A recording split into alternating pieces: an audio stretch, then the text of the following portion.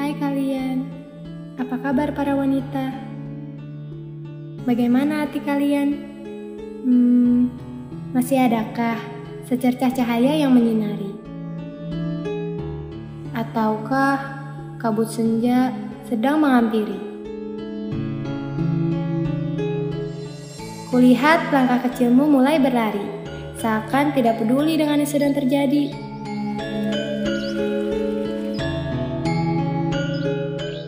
Tahukah kalian, ada sekitar 130 juta jiwa lebih wanita yang ada di Indonesia.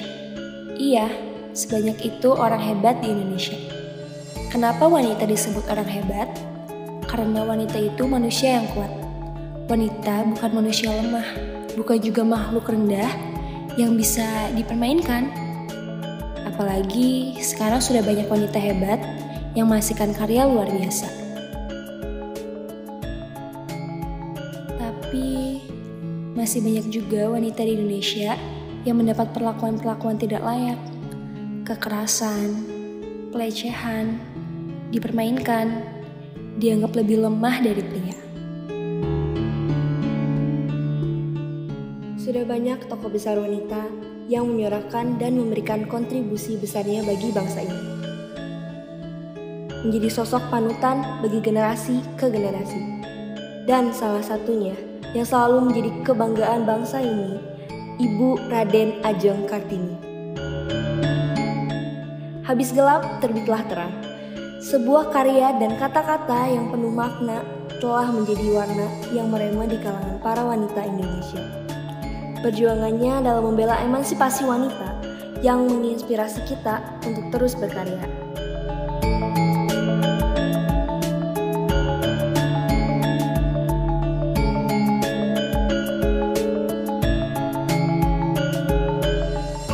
Wanita Indonesia adalah wanita yang kaya akan jati diri bangsa, cerminan masyarakat sejati, dan memiliki fungsi besar bagi kemajuan dan kesejahteraan manusia.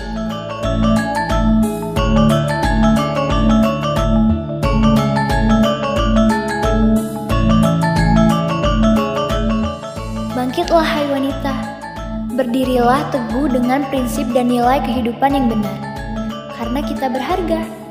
Dan biarkan dunia melihat betapa indahnya kehidupan dengan kehadiran wanita. Bersinarlah wahai wanita, karena cahayamu menghangatkan dunia.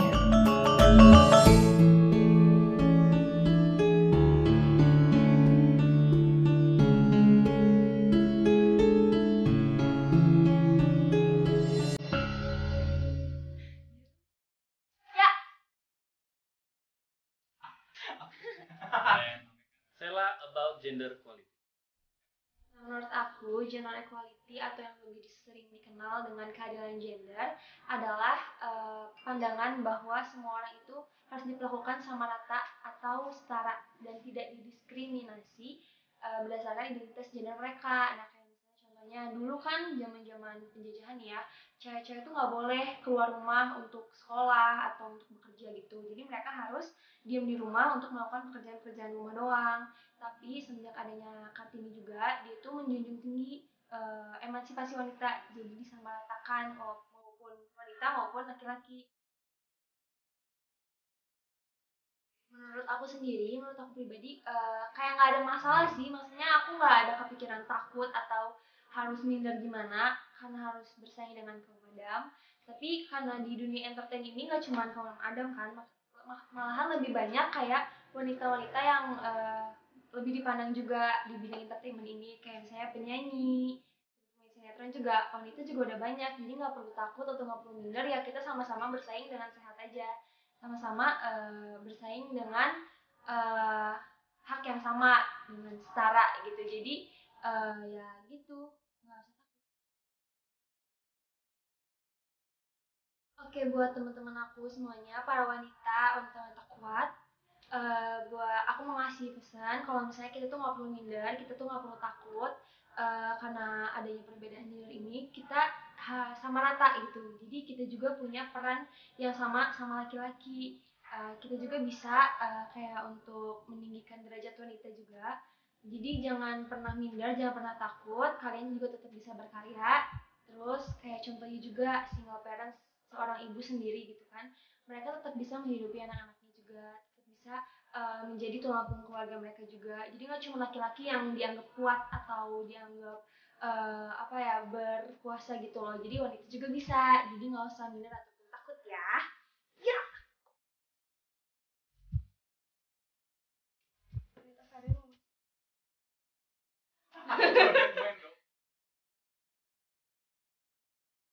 Ya, wanita karir itu yang pastinya wanita berkarir ya, yang kerja, yang walaupun dia tetap jangan lupa buat menjalani kewajibannya jadi seorang ibu, mengurus rumah tangga, jadi ngurusin anak, tapi dia juga tetap berkarir, entah itu ngejain online shop lagi di rumah doang, atau dia bisa kantor. Dan banyak juga kan sekarang wanita-wanita yang udah berkarir jadi CEO perusahaan. Sekarang tuh udah banyak banget wanita-wanita yang tinggi gitu tingkatnya gitu.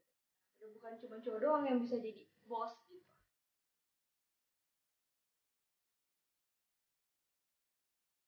Bisa banget dong, bisa lah.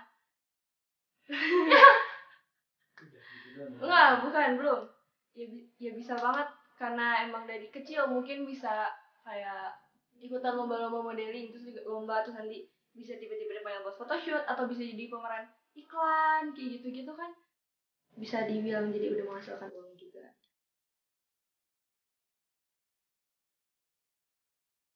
Ya karena emang aku sendiri kan kalau misalnya wanita karir pasti lebih independen, lebih mandiri, lebih dia bisa mengurus segala sesuatunya lebih baik gitu. Ya menurut aku sih ya udah sih, gimana gimana kata orang juga. Tapi aku juga mau berterima kasih buat Ibu kita Kartini karena udah mengemansipasi kan. Jadi kita sekarang wanita-wanita udah bisa berekspresi, udah bisa bebas, udah bisa kerja. Dulu sama sekali sekolah aja nggak boleh. Ini itu susah kan, wanita sekarang udah bisa lebih berkreativitas lagi dengan lebih banyak, lebih luas, bisa kerja sampai banyak yang udah jadi CEO. Bahkan di Indonesia aja setiap tahunnya aku lihat tuh dari berita-berita, setiap tahunnya tuh naik terus pekerja-pekerja wanita. Dan udah disurvei juga kalau misalnya wanita-wanita tuh udah perusahaannya udah tingkatnya udah pada tinggi gitu. Jadi bukan cuma misalnya pegawai ya.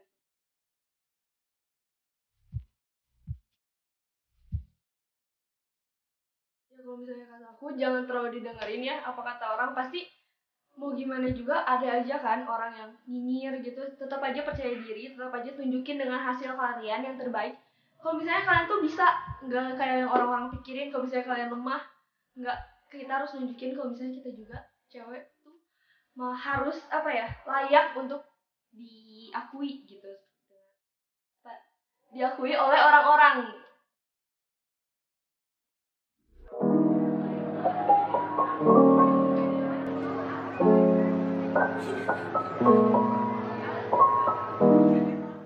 Kalau menurut aku tuh pendidikan itu luas ya, nggak cuma di sekolah aja. Karena pendidikan itu tuh satu proses pembelajaran buat hidup, mau itu di sekolah atau mau kehidupan sehari-hari aja dengan kebiasaan yang biasa orang tua kita lakuin ke anaknya turun-temurun itu juga udah membelajarkan sesuatu gitu menurut aku. Jadi belajar itu bisa di mana aja, kapan aja.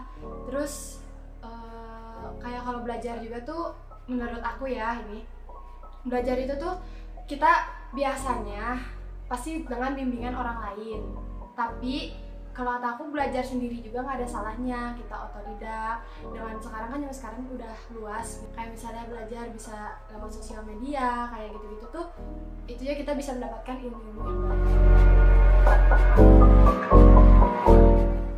Sebenarnya kalau menurut aku pribadi, dulu itu sebelum ada pandemi memang pasti lebih efektif ya belajarnya. Namanya kita tatap muka, bertemu dengan gurunya langsung, otomatis pasti kita akan lebih fokus, mendengarkannya juga secara langsung. Jadi kita kalau misalnya ada tugas atau apa juga beneran langsung masuk gitu ke otak. Kalau sekarang tuh apalagi namanya online, ya anak-anak zaman sekarang kan sukanya main online. Kadang-kadang kalau nggak pakai kamera kita nggak tahu udah ngedengerin atau enggak gitu. Jadi ya berharap pandemi ini cepat selesai, jadi kita bisa berbelajar lagi dengan baik dan benar. Yang pastinya namanya kita makhluk sosial, pasti kalau misalnya kita ketemu orang itu bakal lebih cepat ngefek ke kitanya daripada kalau kita memikirkan sesuatu. Kalau misalnya kita ngobrol sama orang aja, kayak misalnya aku sama Stardi, dengan mereka ngasih tahu hal-hal baru atau apa yang mereka lakuin, aku jadi oh ternyata kayak gitu ya gitu. Terus kalau dari aku pribadi, karena aku dekat banget sama orang tua aku itu selalu ngasih tahu apapun itu. Tiap hari pasti ada hal baru yang aku terima dari mereka. Mau itu pelajaran yang bikin aku kaget atau bikin aku sedih atau bikin aku senang. Orang tua itu menurut aku, makanya pendidikan itu harus cewek dan cowok, karena ibu juga mereka bakal ngajarin ke anak-anaknya. Jadi kita sebagai anak-anak itu, orang tua tuh kita akan sama gitu dengan orang tua kita gitu. Jadi apa yang orang tua kasih ke kita pasti bakal diterapin juga kan.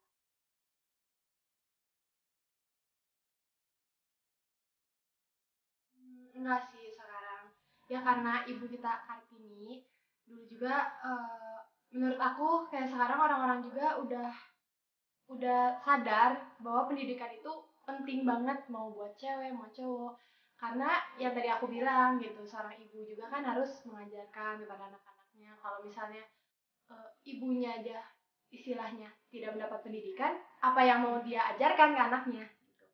Kan ibu rumah tangga juga bukannya cuma bersih-bersih aja, membesarkan seorang anak gitu. Jadi kalau untuk itu sekarang sih kata aku orang-orang udah ya, jadi sekarang kita udah cewek-cewek sudah go.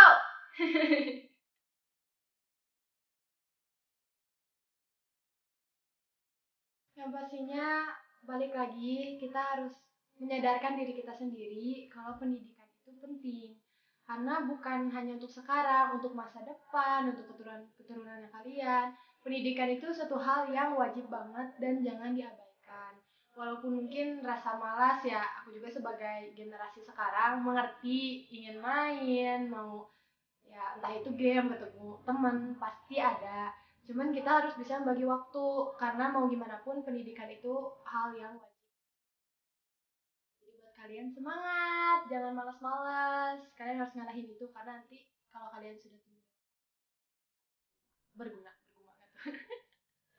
Semangat guys, kalian bisa. Iya harus semangat kerjain PR-nya.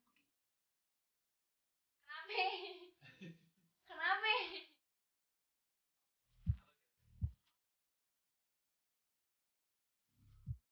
So first, menurut aku sexual harassment itu adalah pelecehan atau suatu kekerasan seksual yang bisa terjadi dimanapun, disadari atau tanpa disadari. Itu bisa terjadi di tempat kita kerja, di tempat kita bersekolah, di pasar, atau transportasi umum.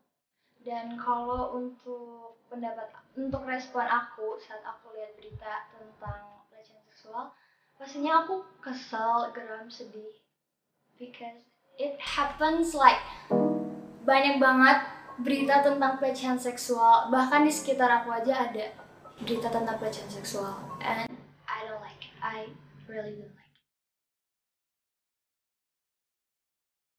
Sih pertama aku pingin teman atau orang yang aku kenal ini cerita dulu, karena kita harus tahu jelasnya gimana kan.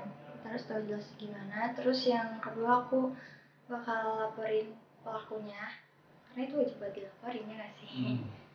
Terus kalau misalnya teman terdekat kita ini trauma atau gak mau dekat lagi sama cowok, kita harus kasih dia support, karena nggak gampang buat dia udah ngelewatin, udah jadi korban sexual harassment, entah itu mungkin it's just touching or rape gitu. Jadi aku pasti bakal support orang itu orang terdekat aku kalau kena.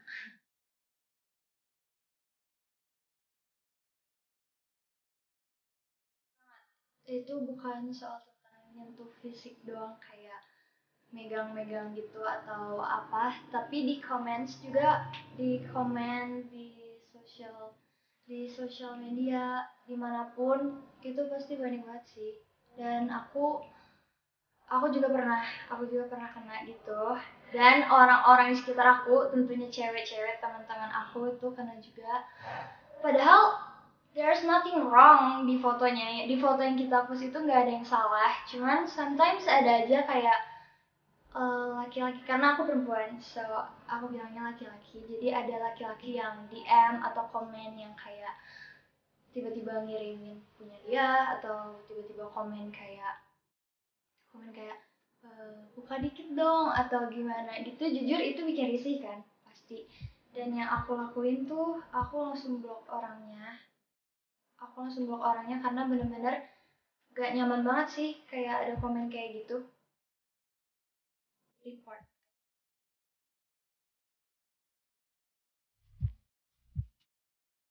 Untuk menghindari semacam sexual harassment itu lebih mending kita ikut menjaga juga.